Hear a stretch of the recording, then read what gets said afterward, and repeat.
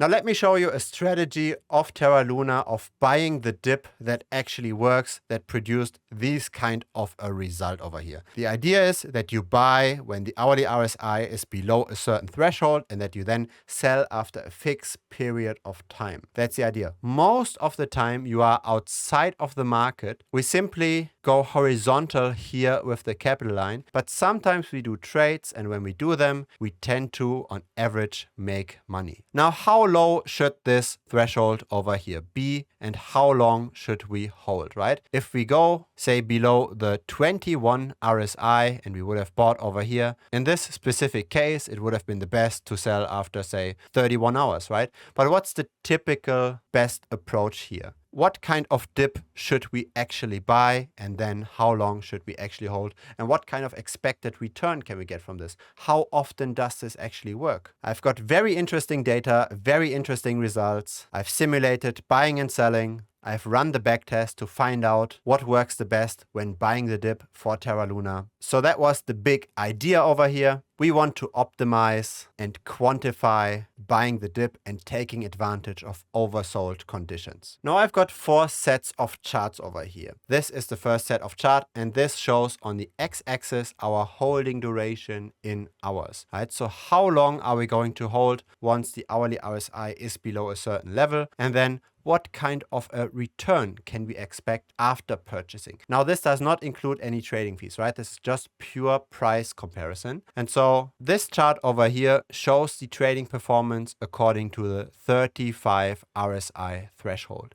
We can see we do make quite a bit of money, right? In say the first 24, 25 hours, then it somewhat levels off, right? And the money that we make in 24 hours using the 35 RSI is approximately 2% per trade. Now let's move this hourly RSI, right? Let's go from 35 further and further down. Let's be more selective in our trades. Let's not buy as often, but hopefully make more money per single trade, because we want to be somewhat on the safe side, right? We don't want to just get 2% return. And so let's go down with this RSI threshold of 35. This is the return with 34 threshold. This is 33. This is 32. And here we can already see at this point over here, we are looking at almost 2.5% per trade. And this corresponds again to 25 hours of a holding period. The gain we do afterwards, after the oversold condition has somewhat leveled out, is neutral to negative. Now let's further go down with the threshold. This is now 31 RSI. We are now looking at 3% per trade. Again, the recovery is pretty much 1 day from the signal. Then we go to 4% return per trade, 4.5, 4.7, and now already at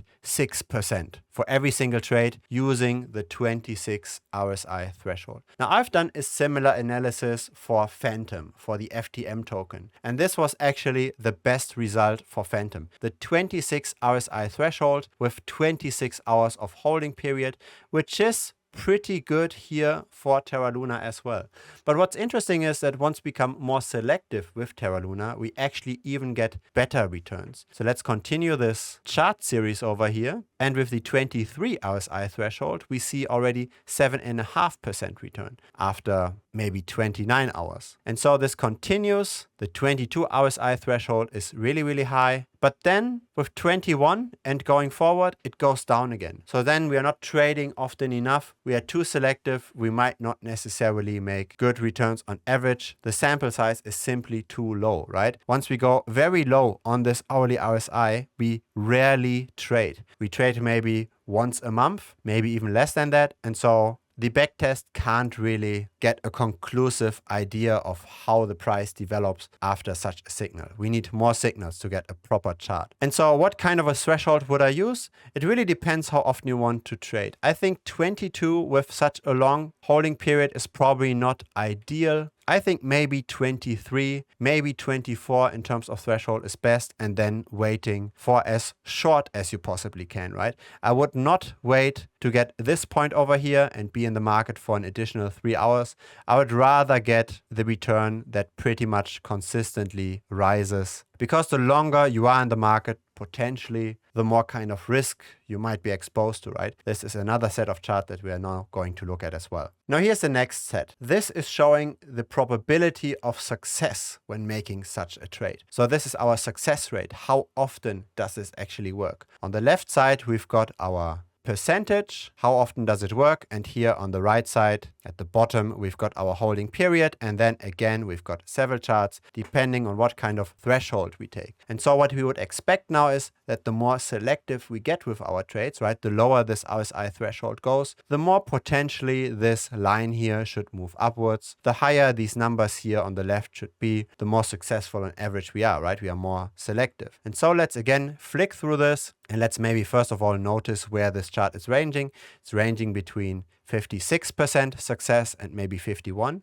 which is still better than random, right? I want to say that. This 35 RSI threshold is not high at all. We get very often a lot of signals over here, but still it does outperform just throwing a coin. It's better than 50-50, right? This is where the 50-50 line would be. All of those holding durations, they outperform just throwing a coin. But let's see if we can get this higher, right? We want to have more than 55% success rate. And so let's be more selective over here. Once we go here to the 30 RSI threshold, we now see we are hovering between 50% and 60%. Let's get more selective. Now we are looking at the 25 RSI, which does go all the way up to 64% probably. And then with 23 and 22, we don't see that much of an improvement. Now, when we looked at the return charts, right, what was pretty good in terms of RSI threshold was around 24 approximately, right? 24, 23, and a holding duration of, say, 25, 26 hours. With that kind of a strategy, so let's maybe take this data point over here. That's a holding period of 28 hours. With that kind of a strategy, we would have made historically 62% roughly in winning trades. Now, nobody knows if this will continue, right? Nobody knows if this is a stable result. But given the historical performance per trade, I think this is quite promising. Not too many of those signals, depending on holding duration, are below 50%. So we do have a positive bias here. We do have a success bias, and that's exactly what we want. We want to get positive returns no matter how long we hold, simply to see that this strategy works in many contexts, and this is not just like overfitting the data, right? We want to get broad success with many different parameters. And so that's what we need to do in order to gain in 2/3 of the cases, in order to make 6% return for every single trades. That's simply what we have to do. Buy whenever the hourly RSI is below 24 and then hold for a bit over 1 hour. Buy whenever the hourly RSI is below 24 and then hold for a bit over a day, maybe 26, 27, 28 hours. Something like that. That, historically speaking, would have worked the best for buying the dip in Terra Luna. This was just a short clip. For the entire episode, click over here. It has got way more details. See you in that video. Bye.